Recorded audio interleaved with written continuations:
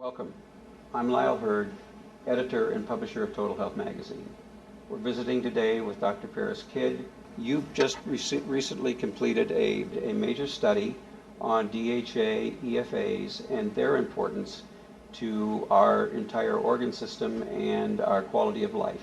Would you please tell us what you found in your study? Well, Lyle, I've been following the omega-3 story for more than 2 decades. And I'm also an expert on the phospholipids, which work in synergy with the omega-3s. I've been working for some time now to develop my ideal phospholipid product, which is a phospholipid that carries omega-3s. And we finally now have the omega-3 phosphatidylserine, which I'm very happy about. So in the course of doing that, I've learned a lot about omega-3s and the brain, and I undertook this major review that's about to appear in late 2007. And what I found is very, very interesting, that we actually need the omega-3s from the moment of conception all the way through to old age. These are substances that are orthomolecules. They're molecules orthodox to the body as defined by Professor Linus Pauling.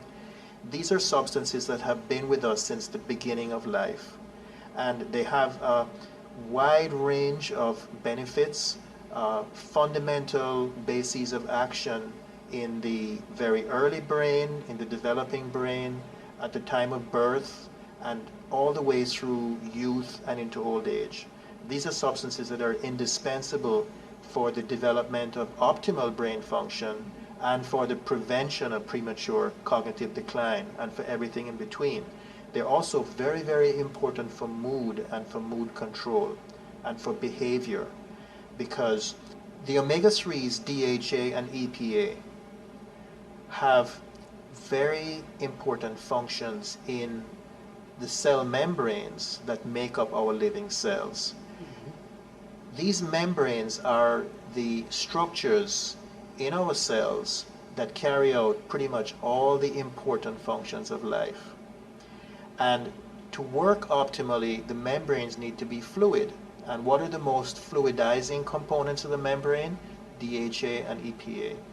And this ripples out, this function ripples into just about every important function in every organ of the body, not just in the brain.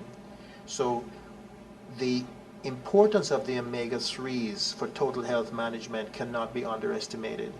They're important for brain health, for circulatory health, for joint health, for the health of the reproductive organs, for the muscles, for the eyes. Just about every organ system that we can think about requires ample amounts of the omega-3s. Now, in the circulation, it's already known from extensive research that the omega-3s are life-saving, that the DHA and EPA intake on a daily basis prevents first heart attack, prevents second heart attack, can stabilize arrhythmias, and can prevent stroke. So the omega-3s are very clearly protective for longer life. They help us to improve our quality of life, and they're important from conception all the way through old age. Actually, they're important, I would suppose, basically even from preconception. From the time you decide that you're going to have a child. Isn't that right? It's interesting that you bring that up, because my PhD thesis was on fertilization. And so I've had an interest in cell membranes and membrane fluidity for 30 years now. And so for the sperm to fertilize the egg, the membrane has to be really, really fluid. The sperm has to be able to swim as fast and as long as it can. So it needs very high membrane fluidity. And then for the egg to receive the sperm also requires high membrane fluidity. And the omega-3s are in the middle of all of this story.